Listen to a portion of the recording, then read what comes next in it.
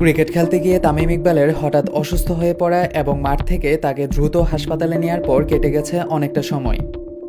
তার হার্টে ব্লক ধরা পড়ার পর পরানো হয়েছে রিং।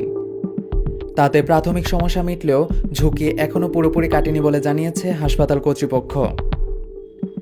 ঢাকা প্রিমিয়ার লিগে সোমবার সাভারের বিকেএসপির ৩ নম্বর মাঠে শাইনপুকুর ক্রিকেট ক্লাবের বিপক্ষে ম্যাচের আগে টস করেন মোহামেডান স্পোর্টিং ক্লাবের অধিনায়ক তামিম। যদিও পরে ফিল্ডিংয়ে নামতে পারেননি তিনি। খেলা শুরুর আগে হুট করে বুকে ব্যথা অনুভব করেন তিনি। তারপর বিকেএসপির কাছে কেপিজে স্পেশালাইজড হাসপাতাল ও নার্সিং কলেজে ভর্তি করা হয় তাকে।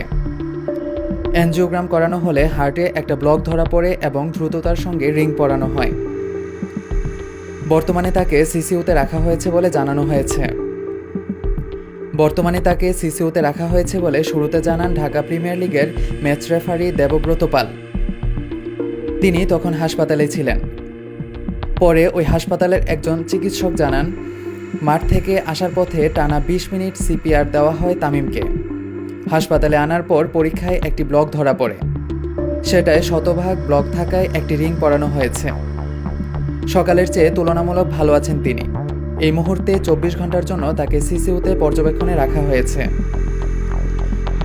তবে হাসপাতালটির মেডিকেল ডিরেক্টর রাজীব হাসান পরে এক প্রেস ব্রিফিংয়ে ঘটনার বিস্তারিত জানান। একই সঙ্গে তামিমকে ঘিরে শঙ্কা এখনও রয়ে গেছে বলে জানান তিনি বলেন, তামিম ইকবাল ভাই আজকে সকালে ৯:৩০টার দিকে অসুস্থ হয়ে পড়েন। ওই অবস্থায় তাকে এখানে আনা হয় এবং চিকিৎসা শুরু করা হয়। পরবর্তীতে চিন্তা করি যে তাকে ঢাকায় নিয়ে যাওয়া যাবে না। বিভিন্ন কারণে ঢাকায় নেওয়া যায়নি। পরবর্তীতে তার অবস্থা ক্রিটিক্যাল হয়ে যায় এবং ওই অবস্থায় তিনি আবার আসেন। এই ক্রিটিক্যাল কন্ডিশন থেকে যতগুলো চিকিৎসা প্রয়োজন সবকিছু করা হয়েছে। তিনি আরও বলেন, আল্লাহর রহমতে কন্ডিশন এখন অনুকূলে আছে। তার একটা হার্ট অ্যাটাক হয়েছে, তাই একটা অ্যানজিওপ্লাস্টি ও একটা স্ট্যান্ট করানো হয়েছে। আল্লাহর রহমতে ওনার স্ট্যান্টিং খুব স্মুথলি এবং এফিশিয়েন্টলি হয়েছে। ডাক্তার মনিরুজ্জামান মারুফ এই স্ট্যান্টিং করেছেন। এখন ওই ব্লকটা পুরোপুরি চলে গেছে।